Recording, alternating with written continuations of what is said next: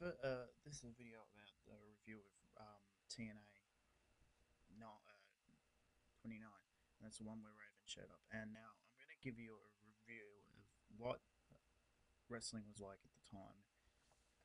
So I might have to split this into two separate things. Um, Now, at the time, there was no SmackDown in Australia. We lost all the we lost pay per views, and a lot of the other stuff would have gone. Now, this is why I like TNA so much, is because after that happened, TNA came in for the very first time in Australia, and I think some other people had heard a bit about TNA at the time. I hadn't, so I tuned in, not expecting that much at the time. It seemed like the preview to it, no, knew that Jerry Lynn was there. Truth, who was then Ron Killings, and Jeff Jarrett, and maybe a few others. That's pretty much why I tuned into TNA, because we'd lost a lot of wrestling. This was the only alternative at the time. This was the only thing to watch on pay per view at the time. Like, we had Raw, that was pretty much it. Anyway, I'm gonna review all the stuff now. Now, to kick off the pay per view, there was the dedication of the original Sheik. There was mention in the first match that Sabu had wrestled there, so I didn't really know much about Sabu at the time. Knew he was pretty cool. That was about it. Alright, that first match was Jimmy Yang teaming up with David Young and Shark Boy. Now, I didn't know that Jimmy Yang was part of the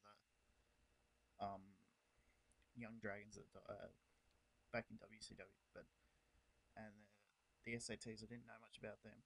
Didn't even know what SATs stand for at the time. Anyway, that was a good opening match. Then there was the promo with Vince Russo, who I'd seen in WCW.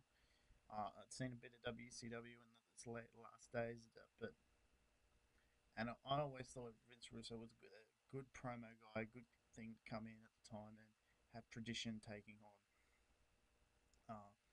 Sports Entertainment Express. Now that was a good promo. They set up the rest of the night. That was great. Then Ashley Hudson took on Jorge Estrada. Now, this was a pretty good match for someone that no one knew. No one clearly knew. The crowd wasn't really reacting much to the match. Um, Jorge Estrada, though, I thought Jorge was pretty cool.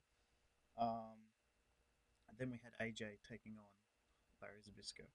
Now, there was a little video package before this match, which would set up the match. Um, yeah, that was pretty cool. Pretty good match. I'll give it that one 3 stars. Oh, anyway, then you had David Flair teaming up with Mike Sanders to take on Jerry Lynn and Run the Truth Killings. Now, there was an interview before this match, and they were interviewing Jerry Lynn, and you saw Ron Killings sort of walking around, and he just had this look on his face like, well, let's take it, let's go have the match, and it's just pissed off that he was pretty much been forgotten. And that was a pretty good match. David Flair, I thought, was pretty good since the last time I saw him. Um, then we had AMW taking on Triple X. Now, this is the beginning of their rivalry, and Triple X won the match. And oh, whoa, this was at the time. This was wow. I didn't really know any of these guys, but wow, top notch match. Um, then you had Sonny Siaki defending his X Division title against this no-name jobber guy and Athena. Now, there's a lot of signs in the crowd saying Athena, Athena, Athena. Now, I don't know what's happened to her since then. This thing, but that was like not a great match, but not a bad one anyway. On this card, I'd say most of them 3.5 to 2.5 stars minimum. 2.5 stars a minimum for this match. Now, that in my book, that's pretty good because I review these matches by what they are, not by what the expectations. Like, I review the talent that's involved and all that. So anyway, then there was this Dusty Rose promo that talked about the superpowers and then their superpowers coming together and it set up why what had happened the previous week. Now, then you go right from that into the main event: Jarrett versus Don Harris versus BG James versus Christopher Daniels. Now, for a main event at the time in TNA, this was pretty good. I mean, the only people that really had any hit history from what I knew at the time was BG James and Jeff Jarrett. Now, they're the only two that had any history.